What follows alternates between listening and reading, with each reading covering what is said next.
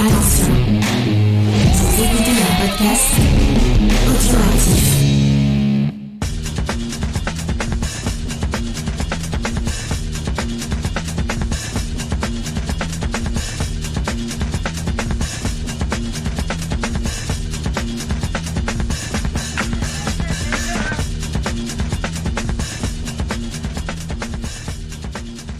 Salut à tous et bienvenue dans le podcast des réfracteurs, je suis Spike et je vous retrouve pour la première pastille audio de cette année 2022 et j'ai en ma compagnie Faye. Comment ça va Faye ? Ben, ça va très bien, déjà très bonne année, très bonnes années aux auditeurs et auditrices et à toute l'équipe des réfracteurs. Allez hop, on y va, bonne humeur. Et ouais, bonne année tout le monde. Alors c'est vrai qu'on avait fini l'année 2021 en faisant un petit bilan avec Oracle et puis là on commence, désolé de vous le dire, on commence par une ambiance d'apocalypse puisque aujourd'hui on va évoquer Zombie de George Romero, plus connu sous son titre original Dawn of the Dead, un film qui est sorti en 1978 et je vous fais la petite fiche technique, on retrouve dedans Ken Foree dans le rôle de Peter, Galen Ross pour jouer Francine, David M.G. pour jouer Stephen et Scott H. Reiniger pour jouer Roger. Et Faye, tu connais la petite mention habituelle, quand on reçoit un film, on dit désormais comment on l'a obtenu. Oui, tout à fait. Et cette fois, c'est ESC Distribution qui nous l'a fait parvenir. Alors c'est vrai que si on l'a sollicité parce qu'on aime beaucoup le film à la base et que ça nous faisait très plaisir d'en parler. Ah mais tu sais que j'ai jamais eu vraiment l'occasion de pouvoir parler de George Romero et de Zombie avec quelqu'un. Donc vraiment, je suis très contente. J'espère que ça va être un bon moment pour nous, un bon moment pour nos auditeurs. Et puis, puisque tu parles de George Romero, on l'avait évoqué une première fois en podcast. Alors, à l'époque, j'étais tout seul derrière le micro pour parler de The Amusement Park, qui est son film posthume. En fait, c'est un film qu'il avait tourné de son vivant, mais qui n'est sorti qu'après sa mort, des longues décennies après. Donc, on revient un petit peu aux origines de notre podcast, parce que je crois que c'était le 2e numéro seulement. Donc voilà, on retombe un peu sur nos pattes, et puis moi je suis très content de partager ce moment avec toi aussi. Et puis avant de commencer, je te propose un petit résumé. Alors qu'est-ce que tu veux ? Tu veux le faire ? Je m'en occupe, c'est comme tu veux. Comme tu veux, je sais que nos auditeurs apparemment aiment beaucoup tes résumés. Il y a des lettres, des signaux de fumée qui sont envoyés partout dans la France et dans le monde. Donc si tu veux y aller, vas-y, mais sinon je le fais avec plaisir. C'est vrai qu'ils sont devenus un peu légendaires, mais c'est souvent parce que Grey Pigeon décide de démissionner de son rôle. Alors tu sais quoi ? Pour une fois, je te laisse faire, et comme ça, je suis en vacances. Eh bien écoute, je vais vous parler avec grand plaisir de cette histoire. Alors voilà, le monde va pas bien, parce que figurez-vous qu'il y a une épidémie zombie. Alors il y a des gens qui disent « Oh mais non, c'est pas vrai, oh c'est juste des maladies, on va les guérir », et d'autres qui disent « Faut tout péter, faut leur taper sur la tête, et puis on va s'en sortir ». Et là, on va suivre un groupe donc de jeunes personnes, une journaliste et son amie qui pilotent, et 2 membres des forces de l'ordre qui décident de dire on s'en fout ce que disent les gens, nous, on veut survivre, donc on va prendre un hélicoptère et on va aller se planquer dans un centre commercial, parce que pourquoi pas, hein, écoutez, stratégiquement, vous voyez, c'est le début d'année, je perds mes mots, donc c'est quand même pas mal, voilà, ils se sont dit, on a la bouffe, on a tout, on va s'installer là, on va être peinard, et bien vous allez voir que ça va pas être si peinard que ça, il va se passer plein de choses, mais j'en dis pas plus pour le mystère. Et oui, c'est vrai. Tu sais quoi, tu fais les résumés encore mieux que moi. Donc la prochaine fois qu'on enregistre avec Grey Pigeon, je te fais venir pour le résumé exprès. Si tu veux. Alors avant de se pencher sur le film en lui-même, de vous livrer nos analyses, puisqu'on l'a revu plusieurs fois pour préparer l'émission, j'avais envie de démarrer par un petit peu de contexte pour bien poser les bases du film. Et je te propose de revenir un peu sur qui est George Romero, puisque dans les bonus du Blu-ray qui nous a été fourni, il y a un petit documentaire qui lui est consacré, et où il nous parle notamment de ses influences lorsqu'il était gamin, et il a été bercé, figure-toi, au Universal Monster, donc Dracula, Frankenstein. Et je ne le dis pas innocemment parce que c'est l'occasion de renvoyer nos auditeurs vers le podcast que tu connais bien toi aussi de Rémi, Steve et de XP, où ils parlent avec passion des Universal Monsters. Donc c'est une influence assez majeure de George Romero quand il est enfant. Et puis il y a aussi un livre tout particulier qui l'a bercé, donc là je vais te laisser en parler. Oui, c'est le livre Je suis une légende. Donc c'est un livre qui a été écrit par Richard Matheson et qui raconte un peu comment le dernier humain sur Terre survit à une invasion, je crois que c'est de vampires, si je me rappelle bien. Ça fait longtemps que je l'ai pas lu entre les films et tout, je sais plus après. Un sentiment d'apocalypse en tout cas. Ouais. Mais c'était une œuvre qui était déjà très intéressante parce que ça posait des questions sur l'homme, des questions assez philosophiques sur la nature humaine, sur l'homme dans la société et l'homme en dehors de la société. Ça posait la question de la figure du monstre aussi, qui était le vrai monstre. Et c'est vraiment des thématiques que l'on retrouve pas mal dans le cinéma de Monsieur Romero. Oui, ça va le conduire d'ailleurs assez naturellement à son premier long métrage, celui qui est devenu peut-être le plus célèbre, quoique Zombie rivalise sûrement avec, mais La Nuit des Morts Vivants, la première fois où il s'est penché sur la figure du zombie.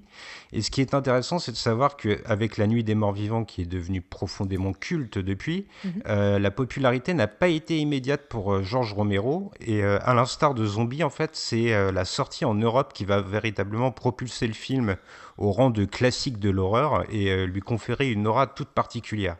Et d'ailleurs, je me permets de rajouter, c'est qu'aussi, George Romero, c'est un peu le père du zombie plus moderne, parce qu'avant ça, les films de zombies, c'était très ancré, bien sûr, dans la culture vaudou, où on avait souvent l'histoire d'un prêtre, donc un beau-corps, c'est comme ça qu'on appelle les prêtres vaudous, qui faisait revenir des gens pour accomplir une vengeance ou autre. C'était vraiment des choses très, très classiques. Et donc, lui, il a fait du zombie quelque chose de plus mystérieux qui va sortir de cette culture-là, donc de cette culture vaudou, pour devenir autre chose. Alors, certains vont dire tiens, c'est un rapport avec la religion, d'autres vont dire non, c'est un rapport avec une maladie. Enfin, il a réussi à changer cette figure-là, en fait, avec ce premier film, La Nuit des Morts Vivants. Oui, puis il en a posé un certain nombre de codes, comme par exemple le fait qu'il soit immortel tant qu'on ne leur a pas détruit le cerveau, ou la morsure qui contamine les victimes et qui les rend eux aussi en zombies. Alors on retrouvait, comme tu le disais, ça dans des éléments de folklore, mais c'est vraiment lui qui a posé ces règles au cinéma. Puis on peut faire un rapport, encore une fois, avec son influence des Universal Monsters, parce que si tu prends le cas de Frankenstein, pour pouvoir ramener la créature à la vie, il faut un cerveau. Sans cerveau, la créature fonctionne pas. Donc tu vois, le rapport avec le zombie est quand même tout trouvé. Ah oui, on n'est jamais très loin. Et puis, pour avancer un peu, j'avais aussi noté un petit peu où est-ce qu'en était Romero dans sa carrière à ce moment-là, donc au moment de se pencher sur Zombie. Et figure-toi qu'il n'était pas si populaire que ça. Alors, il a fait quelques films entre La Nuit des Morts Vivants et Zombie. Il y a eu Season of the Witch, il y a eu The Crazies, qui ont fait parler de lui.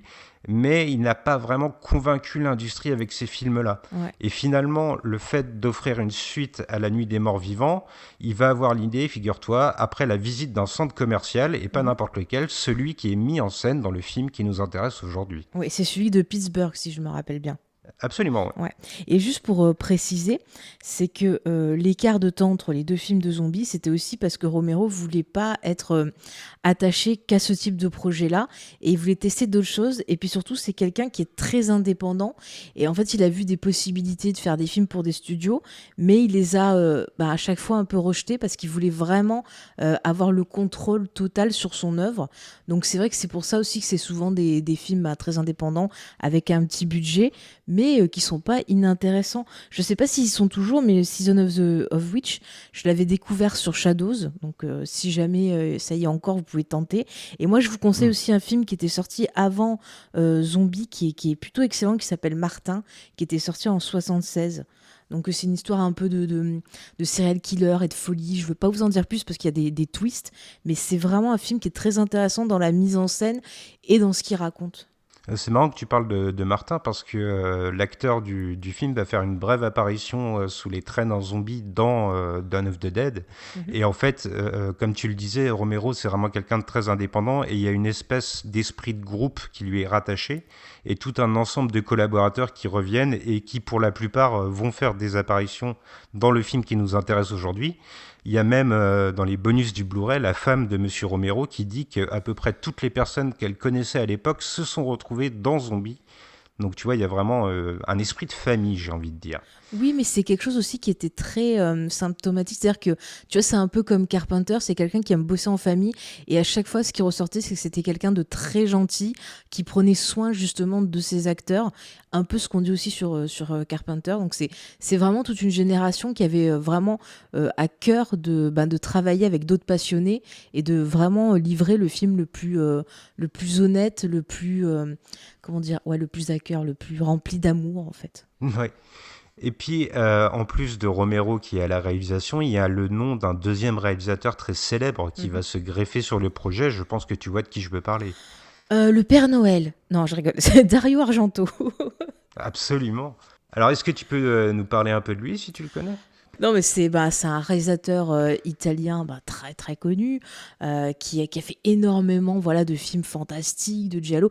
Suspiria, voilà, rien que ce nom-là, c'est un truc de fou. Justement, lui aussi, il a travaillé la figure de la sorcière. Il a fait mais vraiment beaucoup beaucoup de choses. C'est vraiment quelqu'un qui bosse beaucoup l'esthétique, le son. Enfin, quand on voit ses films, c'est vraiment des expériences sensorielles. Je pense qu'il faudrait faire une émission carrément sur lui. Parce que vraiment, Ah c'est oui. quelqu'un de très, très, très marquant. Quand on s'intéresse à l'horreur, au fantastique, c'est vraiment une figure incontournable. Oui, c'est un des pères de l'horreur et c'est marrant que tu mentionnes Suspiria parce qu'à l'époque où Zombie est mis en chantier, il sort tout juste justement de Suspiria Ouais. et figure-toi que c'est lui en fait qui va fortement encourager George Romero à écrire le script de Zombie, de Dawn of the Dead. Il va même le faire venir à Rome exprès et il ne va pas vraiment s'impliquer dans le processus d'écriture mais par contre il va être d'un soutien total envers Romero et il va l'encourager chaque jour à écrire un peu plus. Et puis, on le retrouve aussi au générique du film parce qu'il signe une partie de la musique avec le groupe qu'il a popularisé dans ses films, le groupe Goblin. Mhm. Et puis, c'est surtout Argento qui sera en charge du montage européen du film par la suite, qui aura un succès presque immédiat. Et puis, je rajouterais, Argento, il a aussi donné de la thune pour produire le film, puisqu'il est marqué en tant que coproducteur ou producteur exécutif, je sais plus. C'est marrant que, tu vois, le montage en langue anglaise et le montage en version européenne n'aient pas été les mêmes parce que Mhm. c'est pourtant la partie du travail que Romero aime le plus, en fait, lorsqu'il confectionne un film. Ses assistants parlent même d'une espèce de fou furieux avec une paire de ciseaux qui s'amusait à découper des négatifs et à les scotcher dans tous les sens. Et puis au final, ça faisait tout de même une scène qui se tenait, qui était complètement cohérente et c'est une Mhm. espèce un peu de magicien. C'est là qu'il s'épanouissait finalement le plus dans son travail et c'est vraiment une de ses marques de fabrique. Bah, il arrivait à insuffler un super rythme à ses films, en fait. C'est-à-dire que, par exemple, ben, on va en parler, mais quand même, Zombie, c'est un film qui a pas de temps mort. Après, si on compare avec la version d'Argento, il y a aussi un très bon rythme. On voit qu'il a respecté ce qu'a voulu dire Romero, mais il va y avoir quand même parfois des scènes un peu plus lente, ça va peut-être des fois aller se concentrer sur certains points que, bah, à l'inverse, Romero va passer vite fait. Enfin, c'est quand même assez intéressant de comparer les deux versions. Mais même, je dirais, il y a trois versions. Je sais pas si tu l'as noté. Il y a une première version qui est appelée la Director's Cut, qui est la plus longue. Et en fait, c'est celle qui avait été montrée aux projections test. Et si j'ai bien compris, je crois que c'était Romero qui était pas content. Donc il a fait un deuxième montage qui est le montage américain, qui est celui que lui préfère. Et après, on a le montage donc européen d'Argento qui était fait pour voilà vraiment plus plaire au public européen. Pourtant, le film il avait été quand même, il me semble, interdit pendant un moment. Il était jugé vraiment trop subversif, trop gore et Mm. d'ailleurs Argento dans son montage il va retirer pas mal d'éléments un peu humoristiques qui sont liés au film. Alors humoristique, faut le prendre avec des gros guillemets, mais en tout cas il va offrir une version qui est vraiment plus dans l'horreur pure où il y a un peu moins de recul. Là où Romero, lui, n'hésitait pas par moments à proposer des instants un peu grotesques, j'ai envie de dire, mais Oui. grotesques dans le bon sens du terme. Oui, oui, il y avait toujours un petit côté un peu, pas humour noir, mais un petit vraiment genre où les gens arrivaient à avoir du recul pour rire de leur situation. Ce qui est quand même pas facile vu que c'est l'apocalypse. Et ça, tu le ressens moins dans la version justement d'Argento, où on a une tension constante, à part à un petit moment dans le film, mais ça passe super vite et la tension revient de suite. Oui, oui, c'est marrant de voir que c'est le même film, les mêmes images, mais que le montage réussit à modifier la perception qu'on en a. Et puis, lié à l'image aussi, moi j'ai envie de mettre en avant un troisième larron sans qui le film n'aurait peut-être jamais connu le Mhm. succès qu'il a eu, c'est le maquilleur Tom Savini, Ouais. qui est vraiment peut-être pour moi l'un des plus grands maquilleurs de l'histoire du cinéma. Je sais pas si c'est ton cas aussi. Ah, j'aime beaucoup Tom Savini, j'aime beaucoup son travail. Et d'ailleurs, bah, j'étais hyper contente parce que là, pendant les fêtes, je regardais In Search of Darkness sur Shadows, encore une fois, la partie 2. Et il y avait une interview de Tom Savini où justement, il revenait sur sa carrière et sur Zombie. Et c'est hyper intéressant de voir à quel point le mec il était déjà humble à l'époque et qu'il est resté humble en reconnaissant bah, les erreurs qu'il avait pu faire sur le film, comme le teint des zombies qui était gris, qui disait qu'il Oui. il avait voulu garder ce qui avait été fait pour le noir et blanc, mais ça fonctionnait pas sur la couleur. Et il disait qu'avec Zombie, il avait appris beaucoup de trucs. Et un truc que j'ai trouvé intéressant, c'est pour le sang. Le sang là bien rouge que tu vois dans le film, en fait il est Mhm. carrément allé voir un autre très grand maquilleur qui est Dick Smith. Et en fait, à cette époque-là, il n'y avait pas vraiment d'école, tu vois, pour apprendre. Et donc, il allait voir Dick Smith pour lui demander des conseils pour le sang. Et le gars, il lui a donné direct sa recette à lui pour faire le sang. Et donc, du coup, il a pu appliquer la recette. Et lui, après, quand il a créé son école, ça lui a permis de partager les savoirs qu'il avait appris comme ça autour de lui et ce qu'il avait pu tester sur Zombie. Genre, il avait testé des trucs pour les têtes qui sont coupées. Il avait testé plein de moyens. Puis finalement, il a trouvé qu'il fallait filmer la scène à l'envers pour que ça marche. Enfin, il Oui. disait que c'était beaucoup du bricolage et qu'il était hyper reconnaissant envers Romero qui vraiment l'avait laissé tester tout ce qu'il voulait en fait. Ouais, j'ai eu la même info. Il était vraiment en fait dans une espèce de rush permanent. Il était Mhm. obligé d'improviser beaucoup, d'utiliser du système D, comme tu disais. Il y a par exemple des trucages où il va utiliser des tripes d'animaux, donc c'est Ouais. un petit peu dégueulasse. Il y en a d'autres où il va utiliser du fil de pêche. Enfin, tu vois, c'est vraiment un bricolage assez incroyable. Et ce qui est aussi intéressant, c'est que les idées qu'on voit à l'écran, c'est pas Romero qui les a dictées toujours à Tom Savini, mais c'est Mhm. très souvent Tom Savini qui venait les apporter à Romero, à tel point que c'est toujours Madame Romero qui disait que si on avait écouté toutes les idées de Tom Savini, on n'aurait jamais fini le tournage et on y serait encore. Ah ouais. C'est de montrer à quel point il a été ingénieux et à quel point il est lié à la genèse du film. Ah ouais, tu le sens qu'il était hyper passionné par le projet, hyper content d'être dedans. Même quand tu le vois qu'il apparaît à l'écran là en motard complètement. Mhm. Mais c'est excellent. Enfin, ça me rappelle après plus tard son personnage dans Une nuit en enfer, tu vois. Et non, mais vraiment, ça fait plaisir de voir des gens comme ça qui étaient contents, même quand il y avait voilà, des difficultés, qui s'en inspiraient pour trouver des solutions. C'était quand même, tu vois, toute une époque. Tu vois, ça me fait penser un peu au cinéma de Sam Raimi, qui au départ avait des petits budgets improvisés. Bien sûr. Voilà, même Carpenter, ça lui arrivait aussi. C'était vraiment toute une belle époque, je trouve, du cinéma. Ouais, c'était une époque pleine d'ingéniosité. Et puis, Mm. figure-toi qu'on n'est pas les seuls à être admiratifs de son travail. Parce que sur le plateau, en fait, à chaque fois qu'il y avait un nouveau trucage apporté par Tom Savini, c'était un petit événement et les figurants avaient l'habitude de se retrouver pour voir, par exemple, une tête qui explose, voir comment Mhm. Tom Savini allait réussir à le restituer. Il y a même un des figurants, j'ai trouvé la formule très belle, qui dit que pendant Zombie, Tom le maquilleur est devenu Tom Savini. Donc c'est là qu'il s'est vraiment fait un nom d'après lui. Et puis ça va lui ouvrir les portes. C'est notamment lui qui travaillera sur Vendredi 13. C'est ça, et puis il a eu aussi il a pas mal bossé avec Stephen King, puisqu'il est très très ami avec Stephen King. Je crois qu'il est même le parrain où il a été la babysitter de son fils, tu vois. Donc c'est vraiment une grosse amitié. Et c'est marrant parce que Romero, à l'époque de Zombie, il essayait de bosser avec Stephen King, mais ça marchait pas. Puis après, il a réussi à faire Creepshow. Donc c'est Hmm. aussi comme ça, tu vois, qu'ils se sont retrouvés, parce qu'il a fait les effets sur Creepshow aussi. Donc tu vois, côté familial. Ouais, puis j'appuie encore plus ce que tu dis parce que figure-toi Mhm. que j'ai vu dans les différents documentaires que j'ai pu consulter que Stephen King est venu sur le tournage de Zombie justement en tant qu'ami de George Romero pour voir un peu son travail bien avant Creepshow, comme tu disais. Ouais, c'est beau tout ça, c'est beau. Ça se trouve, un jour, on va apprendre qu'il était en zombie caché dans un film.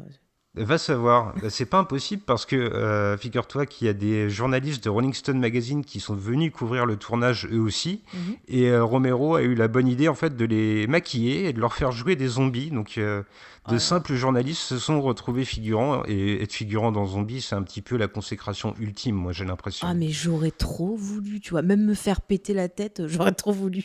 Le mec, il m'aurait dit, tiens, t'es là, viens, on va t'ouvrir le bide et tout. Ah oui, vas-y, j'arrive. Je vais peut-être modérer un tout petit peu ce que tu dis parce que il y a quand même eu quelques tâtonnements sur le tournage. Il y a notamment des images d'explosions qui sont mal maîtrisées Mhm. et qui ont arraché toute une partie du centre commercial. Donc tu vois, moi aussi j'aurais aimé être dans Zombie, mais je sais pas si j'aurais eu le courage finalement. C'était vraiment un tournage plein de bricolage et où on comptait énormément le budget aussi. C'était pas du tout une grosse production. Ah oui, oui, oui, encore une fois, c'était vraiment. C'était lui qui payait. Bon, là, il avait eu un peu plus que pour La Nuit des Morts Vivants, où là, pour ce film-là, il avait dû demander des sous, tu vois, autour de lui. Là, je crois qu'il avait 1 million, 1 400 000, je crois un truc comme ça. En tout cas, il y avait bien 1 million. Donc c'était un peu plus grand, mais c'est quand même un petit budget quand on compare à ce qui se fait maintenant ou à d'autres films de l'époque un peu plus ambitieux. Il fallait quand même trouver des solutions, hein. Effectivement, et puis une des économies qui a été réalisée, c'est notamment sur le casting, parce que Mhm. Romero, il va pas s'appuyer sur des grands noms. En fait, il va débusquer des débutants, des jeunes premiers, parfois même des personnes qui ont été repérées dans des petits jobs comme des serveurs de café, et il les fait auditionner sur un coup de tête, et il finit par leur offrir parmi les rôles principaux du film véritablement. Mhm. Et puis ça apporte une espèce d'esprit de fête aussi sur le tournage. Il y a plusieurs techniciens qui disent que c'était un travail de titan. Ils carburaient au café en permanence. Par contre, à chaque fois qu'il fallait travailler, ils étaient heureux de le faire parce que, comme tu le disais, Romero était d'une bienveillance absolue. Puis ce type de projet, c'est passionnant. Enfin, en tant qu'acteur, je pense que ça t'oblige à aller au bout de toi-même aussi, de te dire comment je réaliserai, enfin, comment je serai dans cette situation, quelles émotions je peux faire ressortir, comment trouver le ton juste. Enfin, je trouve que c'est une super bonne école de débuter avec un film de zombies, hein. Il y a des gens qui regardent ça de haut, mais moi, je trouve ça passionnant comme histoire. C'est vrai qu'on a l'impression que c'est un genre qui sera toujours pris de haut, alors Mhm. que, tu vois, avec le recul, un film comme Dawn of the Dead, il finit par être culte et il rassemble des gens comme toi et moi pour en parler autour d'un micro. Je pense que le décor est bien planté et on va pouvoir plonger les deux canines en avant pour mordre notre proie et s'attarder sur ce qui fait le film en lui-même, ses messages et un peu tout ce qu'il nous propose comme réflexion autour de la société. C'est le premier point que je voulais aborder justement, c'est cette société qui est complètement à l'agonie dans Zombie. Ah mais totalement. Et puis t'as vu comment c'est intemporel surtout. Enfin, j'ai vu le film, je me suis dit, mais j'ai l'impression de voir un truc qui se passe maintenant, quoi. N'est-ce pas à notre époque? Ah là là, mais c'est un truc de fou. Ce que j'ai noté, c'est, tu vois, ce chaos de la société Mhm, dans La Nuit des Morts Vivants, il n'était pas immédiat. Il y avait le fait que le film était plus intimiste. mhm. Là, la première scène qu'on nous propose dans Dawn of the Dead, dans Zombie, elle se passe dans un studio de télévision et c'est le bordel total. Il y a des assistants qui courent dans tous les sens. D'ailleurs, on voit rapidement George Romero et sa femme qui font une apparition. Mais il y a cette espèce de guerre sur le plateau, Mhm. ça gueule, ça se jette des papiers à la figure. Et puis pour appuyer ça, il y a la volonté de montrer un monde mourant, mais des chaînes de télévision qui continuent Mhm. de fonctionner pour faire de l'audimat à tout prix.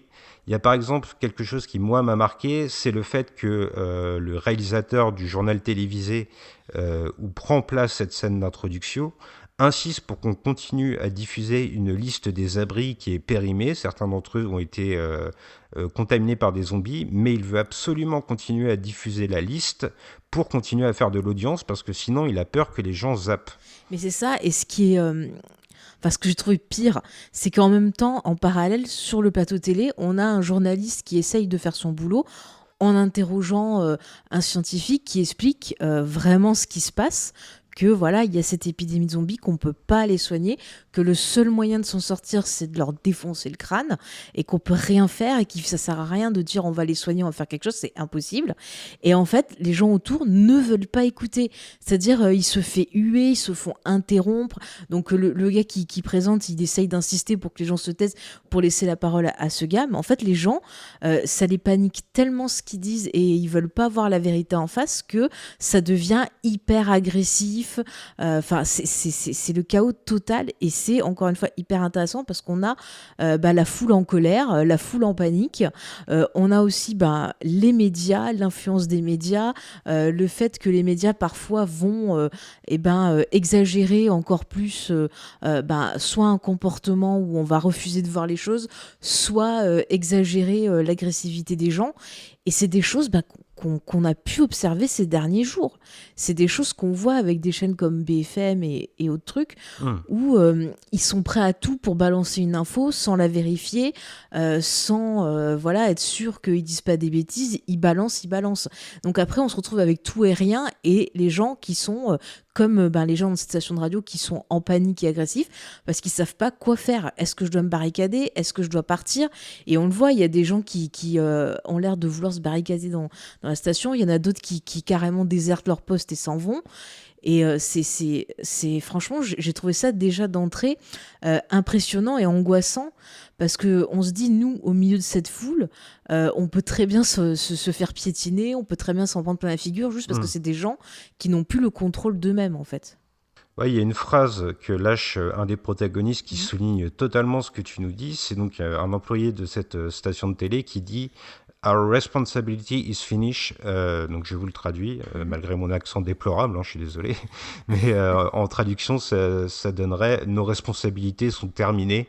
Voilà, les chaînes d'information ne sont plus responsables de rien, Mhm. elles ne sont là que pour exister, et elles n'ont plus aucune responsabilité d'informer envers le spectateur, elles sont juste là pour continuer à fonctionner. On a l'impression en fait que l'humain il est réduit dès le début au rôle d'animal, quoi. Ouais, mais exactement. Et le film, justement, a beaucoup de références philosophiques sur, justement, l'homme, c'est animal intelligent, l'homme est un loup pour l'homme, tu retrouves ça souvent. Mais rien que là, dans cette scène, tu vas avoir un décor qui est avec une dominance de rouge, donc rouge violence, l'instinct animal. On a Mm. l'homme qui est plus dans un état de société, puisque apparemment, ça s'est tout effondré. Et on voit que plutôt que s'organiser, il a tendance voilà, être je m'occupe de moi et puis les autres je m'en fous, et si je peux tuer quelqu'un pour m'en sortir, pas de problème. Et ça déjà, cette première scène nous installe le contexte du film, c'est-à-dire démerdez-vous, il y a personne qui va vous aider. Et c'est là que ça va être intéressant par rapport aux personnages principaux que l'on va découvrir, qui eux vont vouloir s'accrocher coûte que coûte à ce côté société, à ce côté vivre ensemble, en fait. Effectivement, ouais. Et j'ai trouvé que Romero allait peut-être encore plus loin dans la deuxième scène du film. Si Mhm. tu te rappelles, c'est cette scène où on voit la police intervenir Oui. dans un HLM en Mm, fait. mm. Et cette phase, cette deuxième scène d'introduction, elle est vraiment, c'est vraiment une fronde assez sévère envers la police, qui est Ouais. tout aussi en perdition que les médias et qui n'a plus aucun repère. On a un flic ouvertement raciste qui balance clairement, texto à l'écran, il Mhm. nous dit qu'il veut casser du latino. Zombie ou pas, peu importe pour lui, tout ce qu'il veut, c'est tirer sur des membres d'une minorité. Et c'est vraiment le racisme, c'était un thème central de La Nuit des Morts Vivants. Mhm. Ici, Romero, il va le reprendre tout de suite, immédiatement. Ah ouais, non, mais c'est choquant. Puis ça aussi, encore une fois, quand tu vois ce qu'il y a eu aux États-Unis, tu te dis, mais c'est fou, c'est des problèmes qui étaient déjà présents dans les années 70, et on a l'impression qu'il n'y a rien eu qui a évolué. Ça, encore une fois, tu vois, le contexte, c'est le mec qui se dit, ah ben ça y est, c'est bon, c'est l'apocalypse, j'en ai plus rien à faire, je vais même plus me cacher, je vais zigouiller des gens et je choisis, moi, qui a le droit de vivre ou de mourir. Donc ça fait peur aussi. Enfin, encore une fois, c'est l'homme chasseur. C'est tout ce qu'il y a de plus mauvais, en fait, hein. Il y a quelque chose qui va souligner particulièrement ça, je trouve, c'est le Mhm. fait que le premier mort du film, ça n'est pas un zombie, c'est un humain, c'est un flic qui se fait tirer dessus par Ouais. un des gangs qui habitent le HLM. J'ai l'impression que Romero, il pose une thématique sociale très très forte. Il va aller encore plus loin, on va voir un policier. Alors que jusqu'à présent, les forces de l'ordre n'hésitaient pas à tirer sur des êtres humains, on voit un policier hésiter à tuer un zombie. Ouais. Il va lutter, il va finir par le faire, mais après l'avoir fait, il va immédiatement se suicider. On a l'impression que tant qu'il devait tirer sur des êtres humains, ça Mhm. allait, mais qu'ensuite, une fois qu'il a mis à mort un zombie, il ne le supporte pas, il ne peut pas vivre avec sa conscience. Et ça souligne vraiment une critique de la société qui est vraiment particulièrement forte. Ah mais c'est ça, tu vois que les gens, ils ont leurs limites. Il y en a certains qui vont dire, bon, c'est comme ça, c'est la survie, j'y vais à fond. D'autres qui vont avoir du mal. Et justement, un des héros du film qui veut absolument empêcher le flic raciste de tuer sur des gens et tout. Et quand ce gars va se faire tuer, il dit, ah moi j'ai rien vu, je m'en fous. Et au bout d'un moment, lui-même va abandonner en disant, ok, ces gens-là sont fous, je peux plus rien faire. Tout ce que je peux faire, c'est essayer moi de survivre et de faire autre chose. Et il va donc descendre pour retrouver son camarade. Et là, il y a une très belle scène où justement il y a un prêtre qui rentre. Oui. Et je trouve que la discussion avec le prêtre, elle est hyper intéressante, à la fois d'un point de vue religieux, mais aussi d'un point de vue, encore une fois, philosophique, où le prêtre, il est assez défaitiste en disant, ben voilà, vu comment c'est parti, il n'y a plus rien à faire, et plus ça va aller, plus ces gens-là qui sont agressifs, qui sont, voilà, je parle des zombies, hein, qui sont agressifs, qui sont hors de la société, qui sont redevenus des animaux, ça va grandir, et au final, nous, être de pensée, tu vois, être raisonnable, Mhm. eh ben on va disparaître. Et encore une fois, ça fait vachement écho à ce qu'on vit maintenant, je trouve. Décidément, on est vraiment raccord, tu vois, on est Ah, vraiment complices sur ces podcasts parce que j'ai même noté la citation exacte de ce prêtre. Alors, une fois de plus, c'est avec mon accent déplorable, hein, je suis désolé, mais il dit When the dead walk, we must stop the killing or we lose the war. Donc, en mhm, traduction, ça veut dire lorsque les morts marchent, nous devons mettre fin au massacre ou on perdra la guerre. ouais. On a l'impression que ce prêtre, il est en train de tracer une voie vers la sauvegarde de l'humanité, mais que personne ne l'empruntera à aucun moment du film, finalement. Mm. Mais après, aussi, ce qui est intéressant, c'est que tu vois, là, dès le début du film, on ne sait pas d'où viennent ces zombies. Est-ce que... Alors, à un moment, on donne une théorie, genre, oui, un personnage dit, mon père disait que quand l'enfer avait plus de place, les zombies revenaient. Mm. Mais c'est jamais dit officiellement, oui, les zombies, c'est ça, tu vois. Et c'est vrai que souvent on fait la différence infesté, zombie style Romero, mais en fait Romero il dit pas clairement d'où viennent les zombies. Et moi ce que je trouve intéressant, c'est une théorie que j'ai, c'est que et si quelque part c'était pas la société elle-même qui avait créé ces créatures, comme un rejet, tu vois, ou une expression, un symptôme d'une maladie qui la rongerait, tu vois, le fait que justement Mm. le film va parler de la société de consommation, va parler du fait voilà, qu'il y ait le racisme, que les gens ont oublié de s'entraider, ont oublié plein de choses. Et quelque part, les zombies, pour moi, c'est un symptôme d'une société qui se meurt, en fait. Je ne peux qu'appuyer ce que tu dis, c'est exactement le ressenti que j'ai moi aussi quand je vois les films de Romero, surtout les trois premiers films of the Dead, comme on les appelle, Ouais. qui vraiment soulignent ça. T'as raison, il n'y a jamais besoin de montrer la cause concrète de pourquoi il y a des zombies, simplement le fait de l'assimiler comme un mal qui ronge la société. Tu l'as très bien dit. D'ailleurs, tout de suite après cette scène de fusillade dans un HLM, les quatre héros du film vont prendre la fuite en hélicoptère. Et là, Romero va s'attarder sur une autre figure de l'Amérique profonde, Mm. ces rednecks, ces fous de la gâchette qui sont totalement inconscients et qui s'amusent en pleine campagne à tirer sur des zombies, Mm. mais on a l'impression que c'est une fête pour eux. C'est comme s'ils allaient chasser un animal sauvage, sauf que cette fois c'est des humains, mais pour eux ça ne change rien du tout. Ils sont là, il y a du danger, mais ils sont à la fête. Et là, Romero, il va le souligner de manière très acide avec ce qu'on mettait en avant un peu plus tôt, son Mhm. montage très rapide avec des dialogues superposés. Il y a quelque chose de profondément déconnant dans les images qu'il nous propose. Ah, mais totalement. Encore une fois, j'ai l'impression qu'il dit, regardez, les ignorants, ceux qui veulent pas voir, ils vont s'amuser de la situation, alors qu'en fait, non, ils vont se faire bouffer comme les autres. Seulement, comme ils ont décidé de prendre ça à la légère, de pas être prudents, et voilà, dans quelques instants, ils seront plus là. Enfin, il y a vraiment une critique un peu de ces gens qui acceptent les choses sans réfléchir et qui s'en amusent sans voir le côté horrible de la chose. Et tu vois, on revient sur la critique. On a eu la critique des médias, on a la critique Hmm. de certaines personnes, peut-être de l'éducation, tu vois, aussi. Parce que Oui. c'est vrai qu'aux États-Unis, t'as quand même, si t'as pas d'argent ou si t'es noir, latino, tu peux avoir des difficultés à accéder à l'éducation. Et t'as certains gens, qui sont dans des petits villages, j'ai envie de dire, enfin des endroits perdus, pareil, qui n'ont pas éducation et qui se contentent de prendre pour argent comptant ce qu'on leur dit.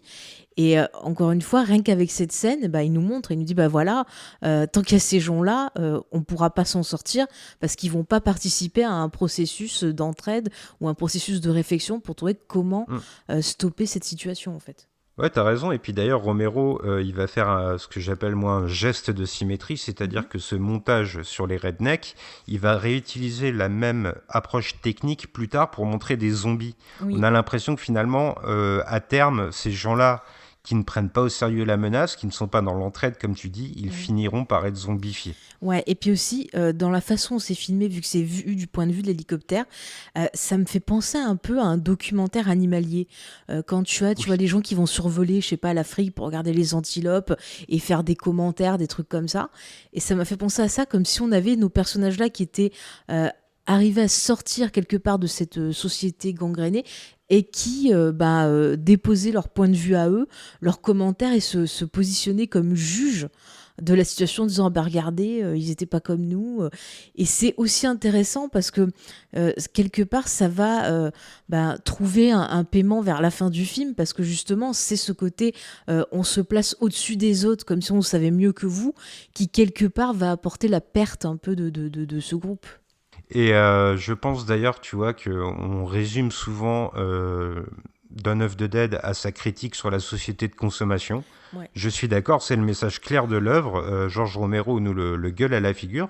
Mais tu vois, là, avec 3 petites scènes qui interviennent au début du film, on a posé les médias, on a posé la police, la religion, l'éducation. Donc, pour moi, on ne peut pas résumer Zombie juste à une critique de la société de Ah consommation. oui, moi je trouve que c'est même pas, tu vois, le quart du film. Enfin, j'en avais conscience, mais j'avoue que quand je revois Zombie, c'est jamais le truc qui est le plus important pour moi. Moi, c'est vraiment ce côté de la société. Il y a même des fois, tu vois, je pense à Platon, parce que j'aime beaucoup le mythe de la caverne de Platon, et je trouve que le film, quelque part, c'est un peu ça. C'est-à-dire, au début, c'est les gens qui regardent les ombres et qui entendent ce qu'on leur dit dans les médias, qui regardent les ombres et qui ont peur de voir vraiment la situation en face. Et on va arriver vers des personnages qui vont voir la situation en face et qui vont essayer d'agir en conséquence.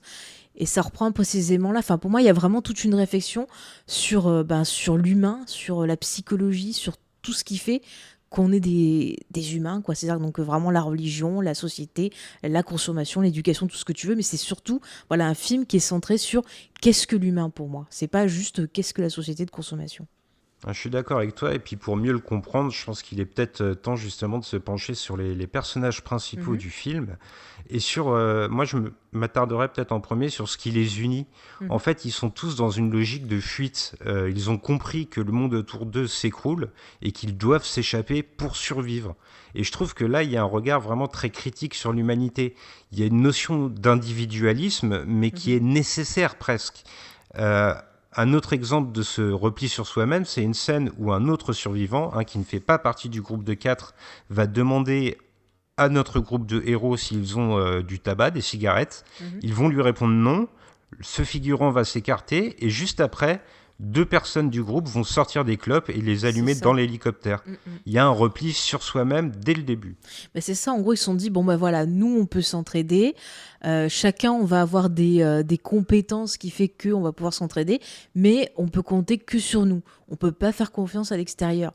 Et ça, c'est pas mal. Et puis même dans le groupe, le personnage donc féminin, je vais l'appeler Fran, parce que je trouve ça plus sympa. Euh, Elle, c'est super intéressant parce qu'au début, on la met de côté et il y a carrément une scène où moi, je me serais énervée, où elle est tranquille dans son coin et on parle pour elle. On parle d'elle, on parle Oui. pour elle de ce qu'elle devrait faire. On apprend qu'elle est enceinte et genre, ils décident comme ça, genre, oh bah elle a qu'à avorter et tout. Enfin, qu'est-ce qui leur permet de parler pour elle, quoi. Ils lui demandent même pas son avis.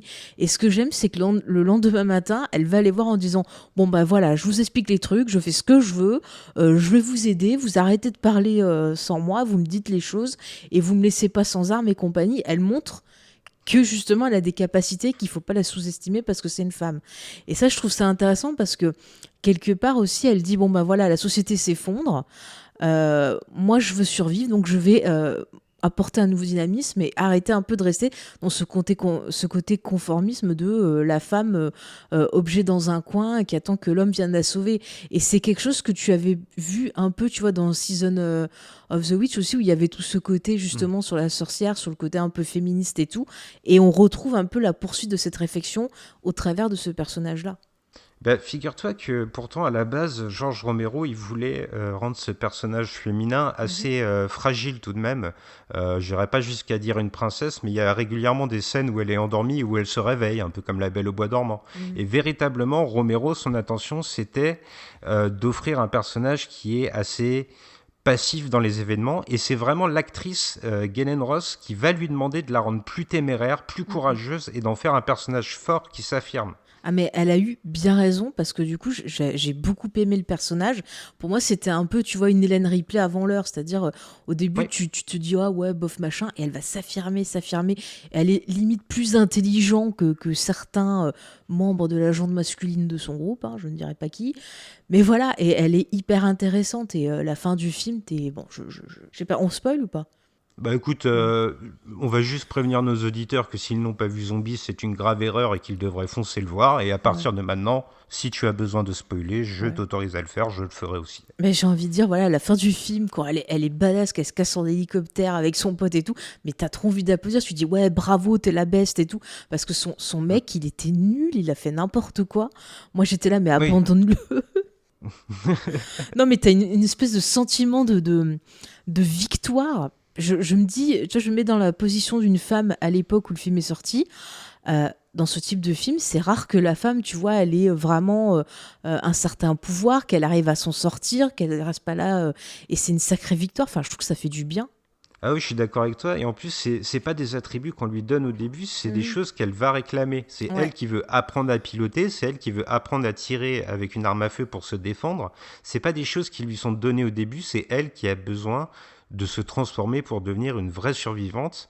Mais il y a peut-être quelque chose sur lequel j'aimerais bien revenir et qui la fragilise un petit peu tout de même, c'est Ouais. sa grossesse. Et Oui. là, il y a plusieurs choses qu'il va falloir interpréter, j'ai l'impression. Mhm. Il y a par exemple la première fois où on évoque son état, c'est tout de suite un danger pour le groupe. Tout le monde voit Mhm. ça comme un péril en devenir. Dans un sens, je peux comprendre parce que il faut prévoir des médicaments pour l'accouchement. Il faut prévoir un endroit safe où elle se fasse pas manger par les zombies. Quand t'accouches, tu cries, donc ça peut attirer les Hmm. zombies aussi. Après, un bébé, c'est hyper fragile. Il faut trouver de la nourriture. Il faut faire attention qu'il tombe pas malade. Lui, il peut pas se défendre. Donc, s'ils sont assiégés par des zombies, ça demande voilà tout un protocole à mettre en place. Donc, je comprends bah voilà, qui se pose des questions, mais en même temps, quelque part, c'est l'avenir de l'humanité. Parce que s'il n'y a plus de bébés, il n'y a plus d'hommes et les zombies ont gagné. Donc, quelque part, je trouve que c'est aussi leur intérêt bah, de permettre cette grossesse, quelque part. Ouais, alors que initialement, c'est Peter, il me semble, qui va Mhm. parler ouvertement d'avortement et proposer, il va dire je sais comment faut faire, il va lui proposer un avortement. Enfin, il ne va pas lui proposer, il va le proposer à son compagnon, à Stephen, pendant qu'elle est dans une autre pièce, comme tu le décrivais Ouais. précédemment. Et puis, dans la réalisation, Romero, il va y revenir de manière très corrosive par moment. Mhm. Il y a cette scène, je ne sais pas si tu t'en rappelles, mais où ce personnage féminin est d'un côté d'une vitrine, de l'autre côté, il y a un zombie. Et au lieu du râle habituel des zombies, qui est un peu, comment dirais-je, un peu sauvage, là, le zombie va émettre des bruits semblables à ceux d'un bébé. Non mais c'est hyper intéressant parce que moi au départ je me suis demandé si c'était le zombie qui faisait exprès parce que il avait senti tu vois qu'elle était enceinte et que ça lui rappelait un souvenir puisqu'ils ont tendance tu vois à reproduire des choses qui se souviennent ou alors je me Oui. suis demandé si ça pouvait pas être aussi tu vois le personnage qui imagine un bruit de bébé parce que ça lui renvoie à ses peurs et le fait qu'on ait la vitrine c'est comme un miroir qui te reflète tes angoisses aussi. Après je vais peut-être loin. Ah non, non, je suis d'accord avec ce que tu dis. C'est vrai que sur le coup, dans cette scène, en plus, elle est seule. Ouais. Donc vraiment, on peut l'interpréter dans les deux sens. Est-ce que c'est l'attitude du zombie ou est-ce que c'est ce qu'elle en perçoit? Le doute est Ouais. permis. Et puis, il y a encore une autre scène que moi j'ai notée, c'est Mhm. plus tard, donc on a dit qu'on spoilait, plus tard, Roger, l'un des 4 survivants, va décéder. Les deux autres personnages masculins vont l'enterrer. Mais pendant ce temps, Fran, comme tu l'appelles, elle va rester seule à l'écart, mais elle va pas Mhm. rester à n'importe quel endroit du centre commercial, elle va rester devant un magasin pour femmes enceintes. Ouais. Il y a quelque chose dans l'image de Romero qui la renvoie en permanence à son aspect de future mère. Mm. Après, ça peut aussi être vu comme, bah, il y a la mort, mais il y a aussi la vie. Donc peut-être que c'est genre l'espoir. Elle se dit, bon, lui, il est mort, mais j'ai cette vie en moi, et peut-être c'est un espoir pour le futur. Il peut aussi, tu vois, essayer de nous dire ça aussi. Mais après, moi, j'y vois aussi un autre aspect, c'est que nos personnages, ils sont considérés comme en dehors de la société, puisque la nouvelle société qui se crée, c'est la société zombie, où tout le monde voilà suit ses habitudes, mange des gens, voilà, refont leurs souvenirs comme aller au centre commercial. Et le fait d'être en dehors de la société, tu peux aussi avoir ce côté, moi, en tant qu'outsider, j'ai peur de ce qui va arriver à mon enfant. Est-ce qu'il va arriver à trouver sa place? Est-ce que il va pas être en danger? Et c'est des choses, je trouve que on peut aussi nous ressentir à notre échelle. C'est-à-dire dès que tu te sens pas en accord avec le groupe dans lequel tu évolues, ou voilà, ou la société ou autre, tu as toujours cette petite angoisse un peu d'être tu vois, attaqué, ce syndrome de foule en colère et tout. Donc encore une fois, c'est aussi Romero qui nous parle de la société et qui nous parle peut-être du fait que lui-même se sent pas bien dans cette société-là, pas bien intégré, et qui se pose des questions quant à sa place en fait. Oui, c'est vrai qu'il marginalise tour à tour chacun des personnages. Et puis, il y en a un d'ailleurs qui va être assez, comment dire, montré comme un bouffon, presque, j'ai envie de dire. C'est le Ouais. père de l'enfant de Fran, c'est Stephen. Alors, on l'appelle régulièrement Flyboy dans le film parce que c'est lui qui pilote l'hélicoptère. Et il est régulièrement montré comme un personnage qui n'est pas à la hauteur des événements. Mhm. C'est un lâche, c'est lui qui propose la fuite à l'héroïne. On sent que l'individualisme prime sur le bien commun pour lui. Ouais. C'est aussi lui qui va tâtonner au moment de tirer, c'est lui qui commet des erreurs au début. C'est lui qui est là, qui dit oh, c'est mon centre commercial, je veux personne dedans, et qui fout tout le bordel avec les motards, alors que il suffisait de les laisser passer, se servir un peu et repartir. Avec tout ce qu'il y a dans le centre commercial, ils avaient largement assez. Mais le mec, il est genre ah, c'est à moi, c'est à moi. Et je trouve qu'on peut le rapprocher justement de l'autre membre de l'équipe, là, le blond, j'ai oublié son prénom, qui meurt aussi, qui lui a cette attitude de genre Roger. voilà, Roger qui dit oh, les zombies c'est débile, moi je les tue tous, qui prend plaisir à les tuer et qui finalement va se faire avoir. Et donc on a deux personnages qui commencent à prendre un peu trop la confiance, un peu trop le reste, qui vont revendiquer certaines choses, qui vont se faire avoir, alors qu'en parallèle la femme et le personnage noir qui sont des personnages qui sont tout le temps mis au banc de la société pour soit pour le racisme, soit pour le sexisme autre, qui sont finalement les persos qui vont être les plus réfléchis, les plus ouverts et qui vont s'adapter. D'ailleurs justement voilà, ils vont vachement s'entraider tous les deux en fait. Oui, c'est vrai que c'est vraiment eux deux qui sont le plus mis en avant. Et c'est vrai que tu fais ce rapprochement donc entre Peter qui a la peau noire et Fran. Et c'est vrai que finalement, ceux qui sortent le plus du lot, c'est ceux qui sont le plus exclus dans notre société autour de nous, quoi. Et moi, j'ai même envie d'aller plus loin. Pour moi, le vrai héros du film, c'est donc Peter, ce flic à la peau noire. Et là, on rejoint la thématique de la nuit des morts vivants qui dissertait autour du racisme. Ça va aussi être présent dans ce personnage de Peter. Ouais. Par contre, il y a un truc que j'ai pas compris. En lisant différentes interviews de Romero, souvent, il va insister sur le fait que il n'avait pas fait exprès de prendre des acteurs noirs, qu'il avait pris juste des acteurs qu'il trouvait excellents pour le rôle. Et on dirait qu'il assume pas quelque part ce côté justement un peu engagé. Enfin, je sais pas si tu as lu la même chose, mais je trouvais ça bizarre parce que pour moi, dans le film, c'était assez clair en fait. Bah, en fait, pour peut-être t'aiguiller, c'est vrai que Romero choisissait au moment du casting les personnes qui lui semblaient instinctivement les plus à même d'occuper le rôle, mais que pendant le tournage, le script n'était pas totalement fixe et qu'il rajoutait à la fois lui-même des éléments, mais c'était aussi parfois les acteurs qui apportaient certains axes de réflexion. Donc peut-être que au début du film, ça n'était pas clair, au début du tournage, pardon, je veux dire, ça n'était pas clair dans la tête de Romero, mais que ça s'est dessiné un peu naturellement au fil du tournage, j'ai l'impression. Ouais. Ouais, c'est vrai que là, ça serait plus logique, mais c'est fou qu'il reste super, pas humble, mais super. Tu vois, il n'ose pas dire ouais, je suis à fond et tout. Tu vois, il reste vraiment dans son histoire, dans ses personnages. Il met en avant les acteurs plutôt que tu vois de se mettre en avant en disant ouais, j'ai fait ça et tout. Enfin, je trouvais ça super étonnant comparé à d'autres réalisateurs, on va dire plus de notre époque, par exemple, qui vont plus se mettre en avant en disant moi j'ai fait telle thématique, tel machin. Alors que lui, c'est vraiment mes personnages, mes acteurs en avant en fait. Oui, j'ai l'impression que Romero, il aime bien laisser vivre ses films et laisser l'interprétation au spectateur. Lui, il accomplit son travail et derrière, les gens, ils trouvent ce qu'ils voient. Mais je pense sincèrement que ça n'était pas innocent de proposer ce personnage à la peau noire dans ce contexte-là, au moins au moment du tournage. Peut-être pas avant, mais au moins au moment du tournage. Et puis, pour moi, c'est quand même le vrai héros du film, parce que régulièrement, Romero, il va lui consacrer des scènes où il va faire comment dirais-je, il répond à l'image qu'on a habituellement du héros américain. Il y a notamment cette scène où il pénètre dans une armurerie et où il va mettre une bandoulière comme les cow-boys et dégainer des colts. Là, on est vraiment dans l'imagerie du héros américain. Ah oui, et puis c'est souvent lui, tu vois, qui a les bonnes idées, qui va s'imposer comme leader du groupe, mais tu vois, de façon totalement naturelle.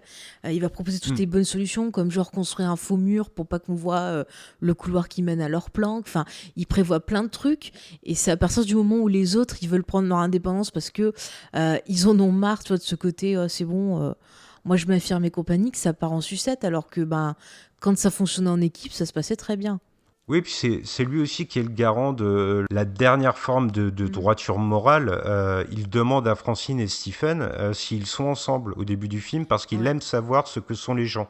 Donc tu vois, il continue lui-même d'émuler un petit peu les derniers vestiges d'une société qui est en train de mourir. Ouais. Puis c'est intéressant même la fin du film, tu vois, moi j'étais la première fois que j'ai vu, j'étais trop triste parce que je me dis oh, mais non, il va pas se laisser mourir, mais vis, va-t'en, va-t'en. Mm. Et puis tu vois jusqu'au bout, on sent que le mec il se dit bon, est-ce que vraiment je continue à me battre, est-ce que ça vaut le coup et tout. Puis finalement d'un coup, il a comme un déclic et puis il part rejoindre justement Fran dans l'hélicoptère et je trouve ça intéressant, c'est que bah, il a un super instinct de conservation. Après, est-ce que c'est parce qu'il veut aider, qu'il s'est lié à elle, tu vois, qu'il veut l'aider pour le petit? Est-ce que c'est parce que vraiment il a envie égoïstement de continuer à vivre? Tu te poses des questions, quoi. Puis cette fin un peu douce amère où, ouais, tu vois qu'on a deux combattants, mais qui vont se retrouver dans la galère parce qu'il n'y a plus beaucoup d'essence dans l'hélicoptère. Et là, on a envie de se dire, bon, ben. Qu'est-ce qui va se passer, tu vois? Ça m'a fait un peu penser à la fin du lauréat, la fameuse fin, tu vois, que tout le monde Ah oui. connaît, où justement les persos, tu te dis, ah, c'est cool, ça va être un happy end, et puis finalement, ils sont là, ils se disent, bon, bah, et maintenant?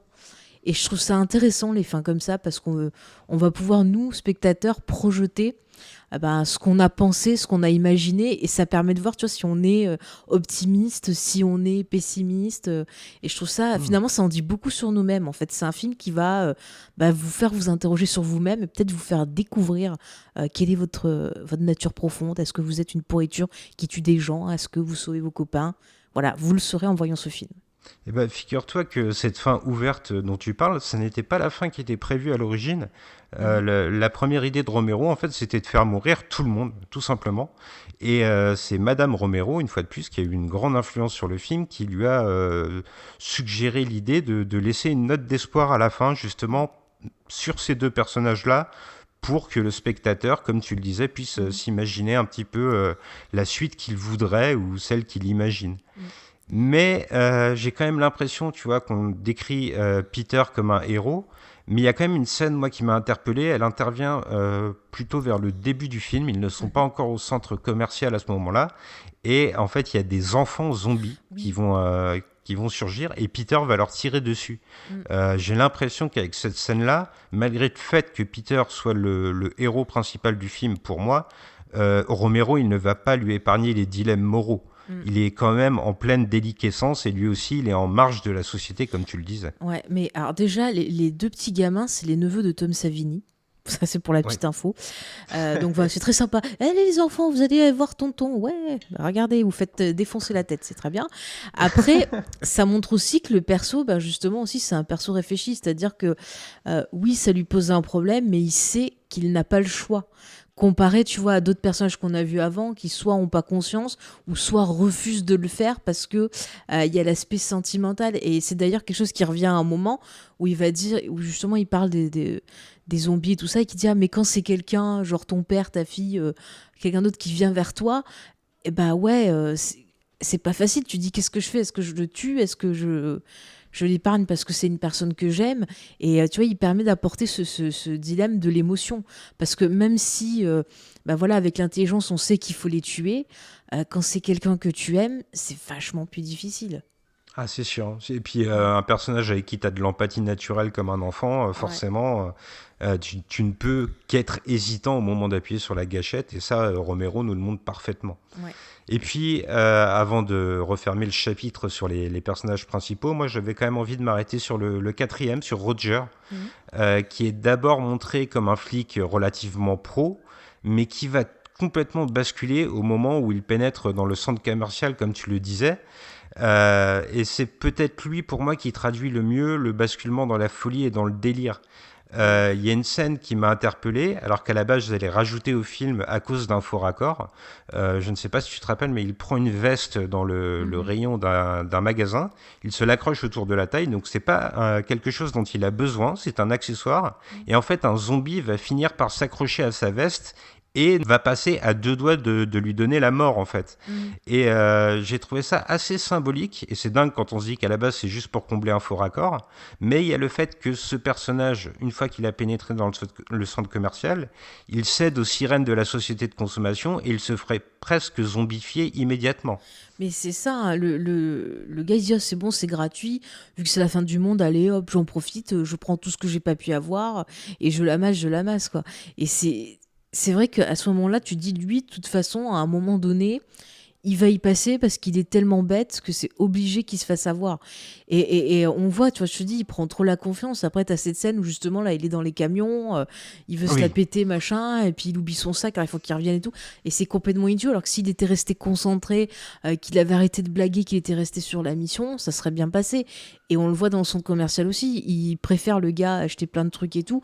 Même, tu vois, quand il est blessé, qu'il tient plus sur ses jambes, qu'il va mourir et tout, le gars, il continue à prendre plein de trucs et tout que il va pas utiliser. Mais bon, il continue Oui. à amasser plein de trucs dans sa brouette, quoi. C'est affolant. Oui, puis c'est un personnage qui est vraiment bercé d'illusions parce qu'au moment de rendre son dernier souffle, il va dire à Peter qu'il va tout faire pour ne pas revenir en tant que zombie, alors qu'on sait très bien que c'est ce qui va se passer. Il y a cette espèce d'envie de souffrir jusqu'au bout et d'essayer d'être plus fort que la mort. C'est quelque chose qui est vraiment très humain, mais qui est aussi très prétentieux à la fois. Ouais. Et j'ai eu l'impression que là-dessus, Romero, il était vraiment très très amer. Ah mais trop quoi, enfin c'est... Tu vois, on a ce côté un peu... Dans cette scène, t'as les différentes phases du deuil, tu sais, où c'est genre je négocie en disant: ah mais non, je serai pas zombie, ah je sais pas si passage que finalement bah il accepte le fait qu'il va mourir et que bon bah il revient en zombie parce que c'est comme ça. Mais rien que dans ces scènes-là, il te montre tous les aspects du personnage où il va aller de la négation jusqu'à l'acceptation. Et c'est assez intéressant parce que finalement ça te montre que bah, peu importe ce que tu crois, peu importe d'où tu viens, peu importe si t'as de l'argent et tout, face à des choses naturelles comme la mort, eh ben, on est tous pareils en fait. Et personne va être plus... Enfin, tu vas être plus fort qu'un autre en fait. Oui, absolument, je suis d'accord avec toi. Tu n'es pas plus fort qu'un autre, mais ta nature humaine te pousse à le croire. Et c'est peut-être là aussi l'un des plus gros messages du film, le fait que il faut savoir rester humble et ne pas se sentir surhumain, Ouais. malgré les circonstances, malgré le fait qu'on est un survivant.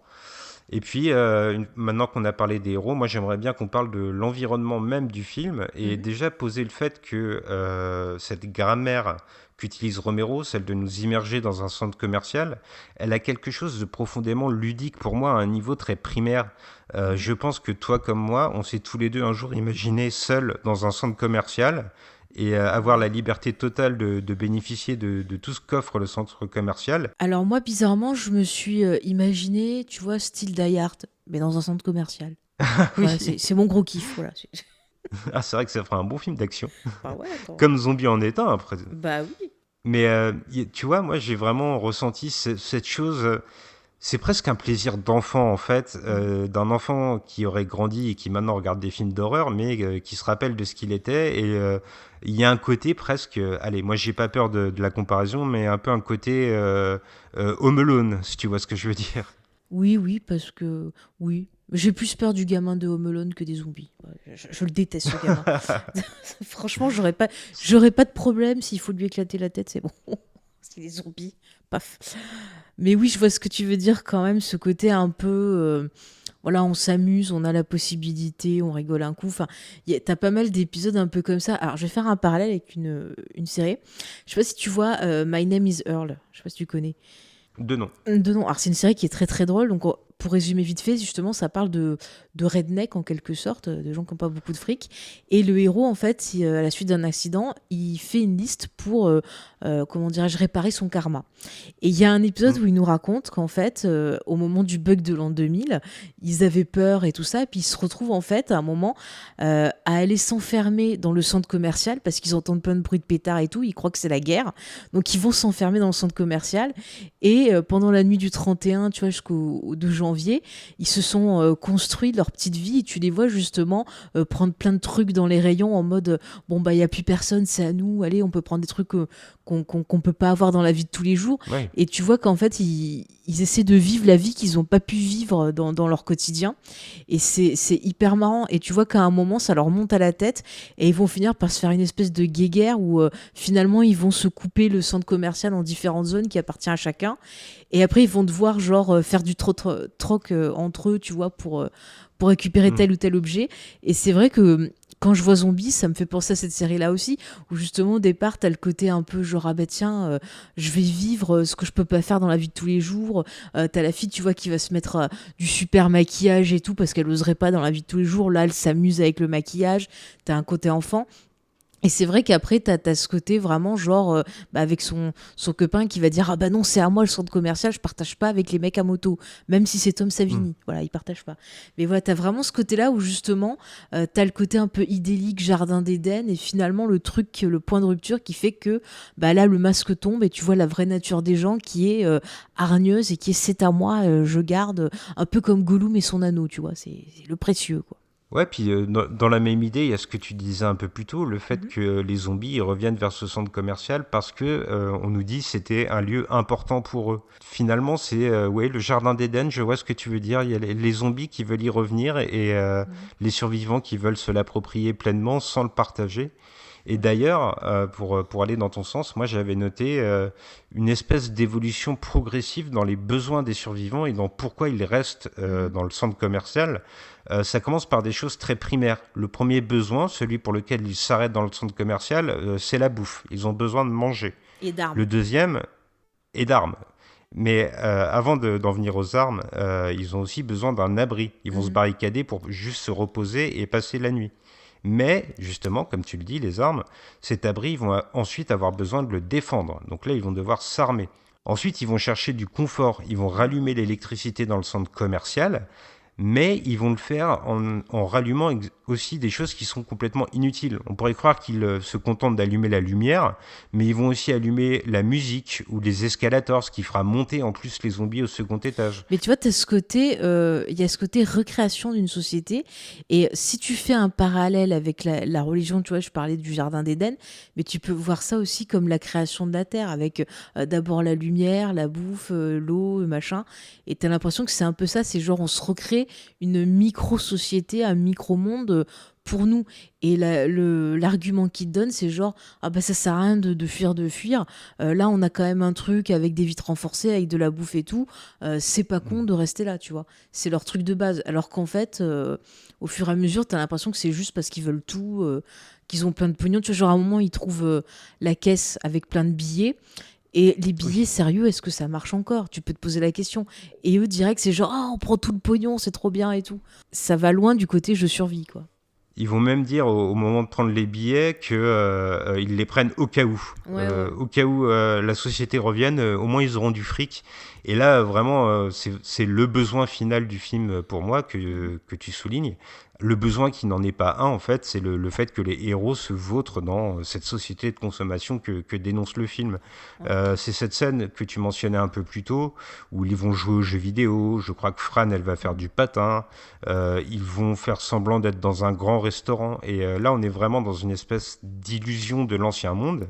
Et c'est Fran, finalement, qui mettra fin à cette illusion.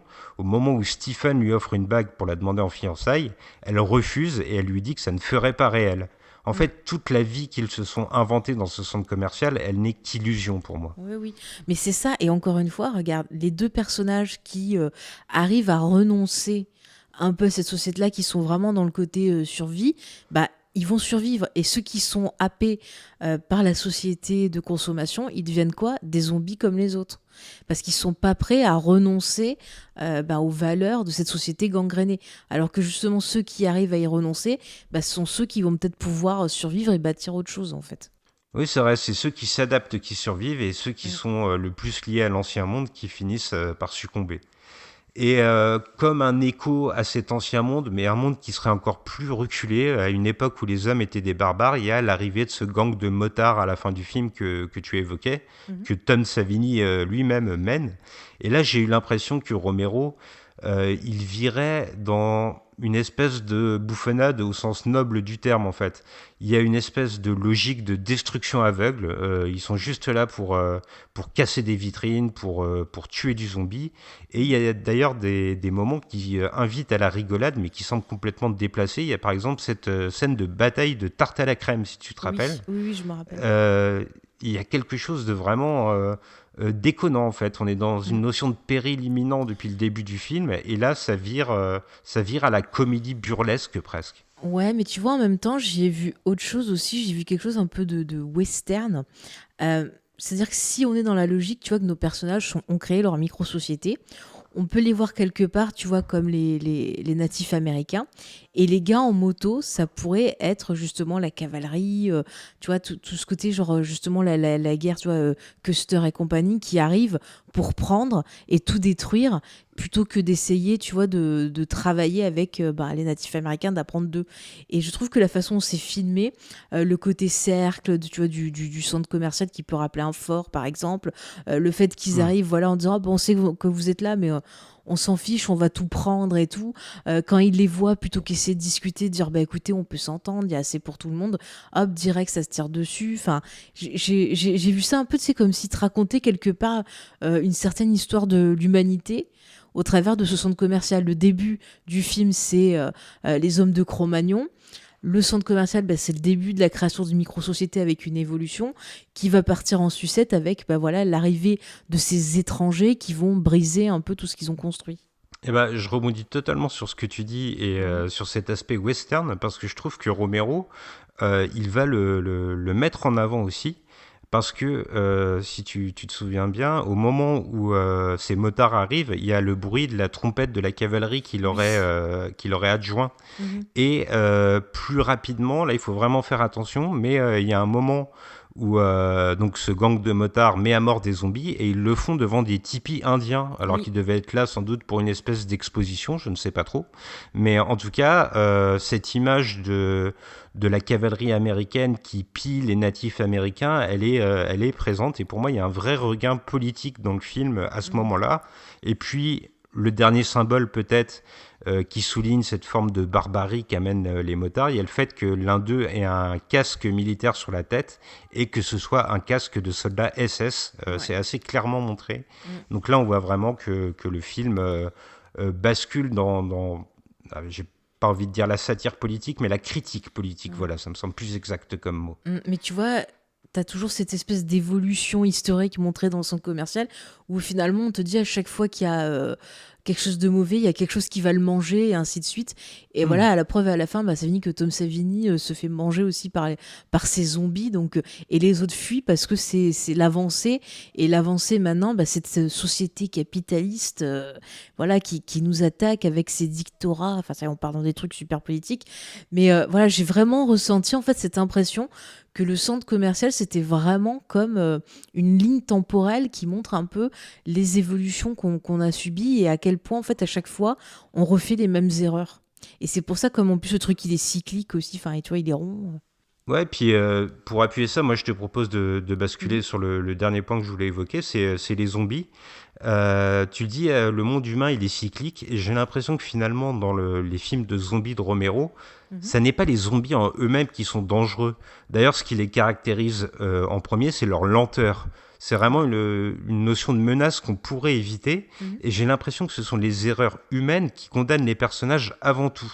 Mais tout à fait, et c'est là qu'on retrouve encore le lien avec les Universal Monsters, c'est que bien souvent dans ces films-là, les vrais monstres, c'est pas l'homme, si l'homme invisible, il est quand même, c'est un mauvais exemple, mais c'est pas, je sais pas, la créature du lagon bleu ou la créature du lagon bleu, oui c'est ça, la créature de Frankenstein ou des choses comme ça, c'est les hommes qui vont les attaquer. Et les zombies, si c'est des animaux, ils font comme tous les animaux, ils mangent, ils se déplacent, ils suivent leur instinct. Euh, L'homme qui est censé être un être pensant, il est censé justement être supérieur à eux et éviter ce genre d'erreur et trouver justement comment vivre avec ou comment canaliser cette menace, alors qu'en fait, ils sont encore plus bestiaux et encore plus violents que ces gens-là.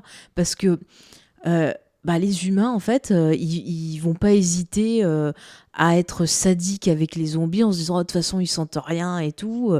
Enfin, ils vont y aller à fond. Alors que le zombie, bon, c'est vrai que, voilà, il vous mange les entrailles et tout, mais il fait ça comme un animal. Ça dure pas très longtemps, hein, vous souffrez un petit coup, après c'est fini. Voilà, bon, vous devenez zombie, mais on va voir, et d'ailleurs, c'est des choses qu'on verra plus tard dans ces autres films, où justement, bah, les humains qui vont torturer les zombies sans vergogne, alors que si on est censé être dans une société, qu'on est censé être réfléchi, qu'on est censé avoir certaines valeurs, on devrait être horrifié bah, de faire ça, de couper des têtes en laissant, je sais pas moi, la tête rattachée quand même aux nerfs, j'en sais rien, en faisant des expériences comme ça, on devrait être choqué. Et en fait, bah non, limite, ils en rigolent. Et on en revient au redneck du début. Donc c'est quand même fou. Et il y a même un rapport avec nous, public, par rapport à ces films-là, où on va les regarder avec un certain plaisir en disant ouh là c'était bien gore, c'était machin, mais au final ça Oui. nous pose aussi nous-mêmes notre rapport avec ce type de violence là. Et moi je sais que bon voilà, même si des fois je vais rigoler un peu, je vais dire ouh là c'était, ça me pose toujours des questions ces films là, de me dire mais qu'est-ce que ça représente? Est-ce que moi je serais capable de faire ça? Enfin après c'est que j'aime bien me prendre la tête, mais c'est vrai que le zombie c'est toujours une figure bah, qui va être récurrente, tu vois, dans mes rêves. Ça m'arrive souvent de rêver de ça parce que quelque part, c'est ce côté être envahi par quelque chose d'étrange, avoir le sentiment, tu vois, d'étouffer, un peu comme nos personnages qui se retrouvent acculés dans une pièce enfermée. Ce côté où vraiment tu vis, mais tu peux pas être totalement épanoui parce que tu as toujours des menaces qui viennent sur toi. En fait, ce qui est intéressant, en fait, c'est ce que représente la métaphore du zombie plus que la créature en elle-même, en fait. Ouais, je suis d'accord avec toi et en plus, je trouve que Romero va dans ton sens aussi parce Mhm. que il y a une certaine évolution de qui sont les zombies dans son film. Au début, on le voit, on l'évoquait dans la scène du HLM. On voit Mhm. que c'est d'abord un mal qui prend racine dans la pauvreté, là où il y a de la précarité, et c'est souvent les minorités qui sont frappées. Mhm. Ensuite, on en a parlé aussi, c'est la population rurale qui va être condamnée avec ses rednecks et d'autres exclus de la société dans une moindre mesure. Et puis au final, au terme du film, alors qu'il gagne le centre commercial, là ce sera tout ce qu'on pourrait qualifier d'américain moyen en fait, Mhm. qui va être montré en tant que zombie. Pour moi, j'ai l'impression que la maladie zombie chez Romero, c'est quelque chose de très politique qui Mhm. prend ses racines chez les gens qui sont délaissés et qui au fur et à mesure finira par contaminer toute l'Amérique. Ah mais totalement, totalement. Parce que pourquoi ça prend racine sur ces personnes-là? C'est des personnes, comme on l'a dit, qui n'ont pas accès aux soins, qui n'ont pas accès bah, à l'éducation, qui n'ont pas accès bah, à cette fameuse société de consommation aussi. Donc, ils sont les plus fragiles, donc c'est normal que ça commence par eux. Et après, au fur et à mesure, ben forcément, ça va infester les autres classes, mais c'est totalement ça. Enfin, on le voit même encore maintenant. C'est pour ça que le travail de Romero, pour moi, c'est quelque chose qui est intemporel. Et s'il y a Mm. des jeunes gens qui nous écoutent, qui ont la vingtaine ou même encore plus jeunes, que vous ne connaissez pas le travail de Romero, mais je vous invite à vous plonger dedans, parce que c'est souvent quelqu'un qu'on va regarder de haut. Enfin, moi, je sais, dans la presse, on va dire, plus généraliste, bah, même Mm. encore récemment, j'avais lu des articles, ça m'a fait lever les yeux au ciel et compagnie, de dire, ah, les films de zombies de Romero, ça raconte rien, c'est nul. Bah non. Moi, je vous conseille de les regarder. Et ça a inspiré mais plein de réalisateurs. Enfin, Tarantino, par exemple, il apparaît même dans Diary of the Dead, il me semble. Ça l'a Mm. inspiré. Rodriguez, ça l'a inspiré un peu. Même le travail de Guillermo del Toro, je pense que quelque part, il y a une inspiration de Romero, surtout dans le rapport au monstre. C'est quelque chose, voilà, ils ont les mêmes origines, les mêmes inspirations, mais il y a toujours ce rapport de qui est le vrai monstre. C'est quelque chose qui est assez récurrent aussi dans l'œuvre de del Toro. Donc c'est vraiment Romero qui a eu une influence dans beaucoup de cinéastes.